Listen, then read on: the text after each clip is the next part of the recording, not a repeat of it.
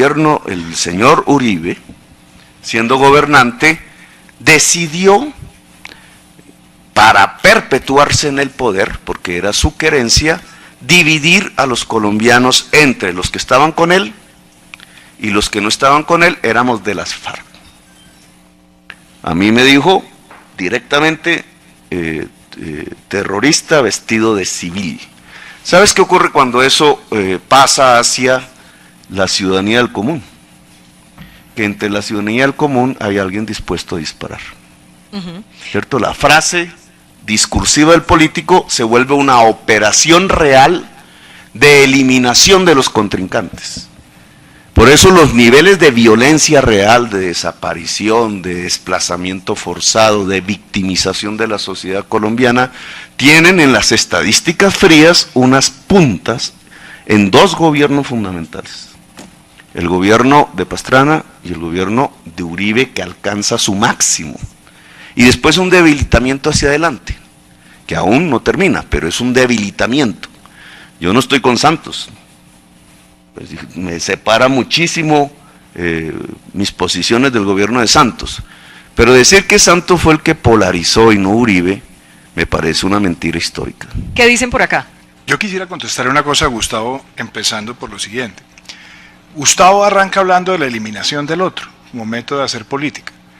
Y no se trata de traer la historia, doctor Petro, pero ¿usted no militó en un grupo que tenía por principio eliminar al otro para hacer política? O sea, yo creo que eso es bueno que eso lo pongamos sobre la mesa. Y yo le reconozco su transición hacia la paz, pero empecemos por ahí. Pero yo no la reconozco. Pero yo lo he escuchado. Porque al retrotraernos el hecho de que estuvimos combatiendo y de que no hicimos la paz, entonces si usted está simplemente prejuiciando sobre el valor de la paz. Doctor Gustavo, yo lo escuché a usted. Yo entiendo su transición. Le entiendo su transición, pero me parece importante la congruencia y la coherencia. Por eso se lo digo. Lo otro es, ¿vamos a reducir entonces esta discusión simplemente a Uribe y a Santos? O sea, esto es un tema de dos personas, de dos tintos, como si el resto del país fueran simplemente miembros de una secta que se dejan guiar por dos monjes. No, aquí estamos hablando de un país que rechaza la construcción de una paz donde haya una serie de concesiones que generan impunidad.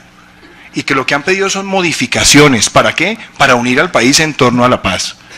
Pero no vayamos a trivializar esto simplemente en dos personas. Y yo tengo una discrepancia respetuosa con Juan Carlos frente al tema de Venezuela. No era solamente Caldera y Carlos Andrés. Era, primero que todo, un gobernante que amnistió a alguien que por las armas quiso tomarse el poder. Y que eso también generó un rechazo en la población venezolana, y por otro lado, malas decisiones de la élite política y de la élite parlamentaria, que también me parece que hacen parte de la discusión. Pero hoy lo que tenemos que discutir es cómo vamos a resolver esto hacia adelante, porque andar siempre en el pasado, pues sirve. Hoy lo que tenemos que preguntarnos es, ¿somos capaces como país de corregir las cosas que están saliendo mal frente a estos acuerdos y que están perpetuando el narcotráfico como gasolina para las armas? Eso es lo que tenemos que estar discutiendo hoy. Y lo que tenemos que estar discutiendo es si somos capaces como país de hacer esas enmiendas y hacerlas en democracia sin desconocer los resultados electorales como pasó después del 2 de octubre. Eso es lo que yo creo que Colombia merece hoy, más que estar invocando odios en el pasado, porque también se lo digo, usted fue alcalde de Bogotá, Gustavo, y lo único que yo lo vi a usted fue promover el odio de clases. Yo no creo que esa tampoco sea una forma de hacer política en Colombia. Hay un ataque, todos están pidiendo la palabra, me parece bien, seamos breves. Sí, perfecto, hágale pues. Eso se llama... Pero seamos breves. Santos y Uribe. Seamos breves para que todos puedan participar. A la próxima. Quienes nos invitaron a hablar de Santos fueron los que trajeron el tema del plebiscito aquí a colación, pero digamos, acepto que el tema no es hablar simplemente de Santos y Uribe, sino de lo que eso significa. Porque al final son los presidentes de Colombia de los últimos 16 años lo que duró el Frente Nacional. Usted saca a colación mi pasado, como falta de coherencia, ¿no, señor? Aprenda primero de mi vida antes de criticarme. Yo fui un estudiante de colegio público, el mejor estudiante de mi colegio. Fui concejal de Zipaquirá por elección popular. Desde esa edad, mis 21 años, confluí con los intereses populares, que no significa odio de clases. ¿Quién dijo que defender los intereses de la gente más necesitada es odio de clases.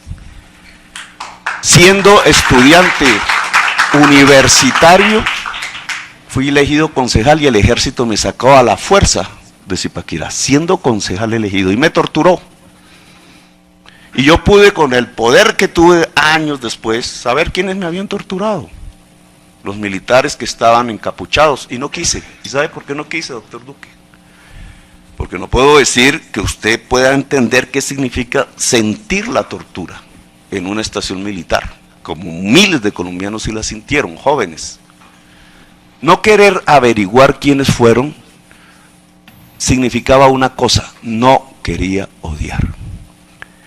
Así que ni desde mi militancia en el M19, ni desde mis 18 años cuando ingresé al ejercicio político, ni siendo alcalde de Bogotá, porque le llevaba a esos barrios que usted ve desde aquí, en esas montañas, el abrazo al señor de la tercera edad, la comida y los jardines infantiles a los niñitos que están en las calles, en esos barrios, jamás incentivé el odio.